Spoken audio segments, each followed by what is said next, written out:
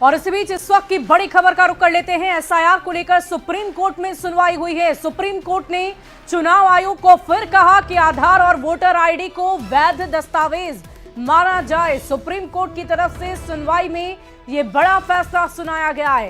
Election commission ने supreme court को दलील दी और कहा कि राशन कार्ड पर आपत्ति है, ईपीआईसी इसीलिए नहीं क्योंकि ये विशेष सघन पुनरीक्षण है और आधार फॉर्म में मेंशन है। सुप्रीम कोर्ट ने कहा कि आधार और ईपीआईसी को शामिल करें और कोई फर्जी मिले तो केस टू केस बेसिस पर एक्शन ले लें, लेकिन इन दोनों को 11 दस्तावेजों जैसा शामिल जरूर कर लें। मामले पर कल फिर से सुनवाई होनी है और कल सभी पक्ष अपनी अपनी दलील रखेंगे।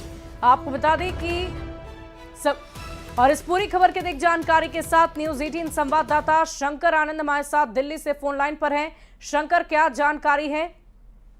देखिए, आज सुप्रीम कोर्ट में काफी महत्वपूर्ण आज सुनवाई हुई है, लेकिन कल की अगर बात करें तो तमाम दलीलों को अलग अलग जो याचिकाकर्ता है, इन तमाम याचिकाकर्ता अपने अपने जो ये कहा जा सकता है कि किनको कितना वक्त देना होगा इस मामले में सुनवाई के लिए, तो कल जो है उनको टाइम तय होगा। इसके साथ ही अगली सुनवाई की वक्त मुकर्रर होगा।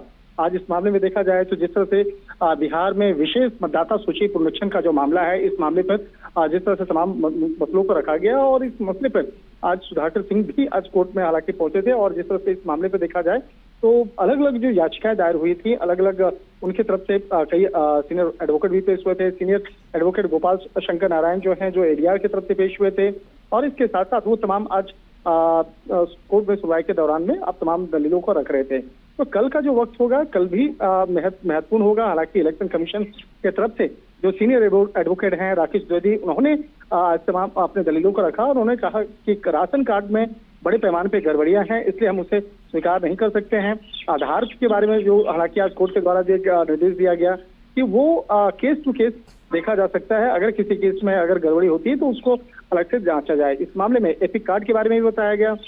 एपिक कार्ड से भी जो समस्या है, क्योंकि उसमें फॉर्म में जो एपिक नंबर के पहले जो प्री फील्ड है उसके नंबरों का संशोधन होना है।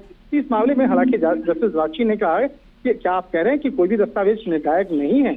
इस तरह के जो सवाल जवाब आज किए गए हैं, तो एक तरह से कहा जा सकता है कि आज काफी विस्तार से सुनवाई हुई है, लेकिन कल की जो सुनवाई है वो भी कई मायने में बेहद महत्वपूर्ण होने वाली है। जी चलिए, बहुत बहुत शुक्रिया शंकर हमारे साथ जुड़ने के लिए, तमाम जानकारी के लिए।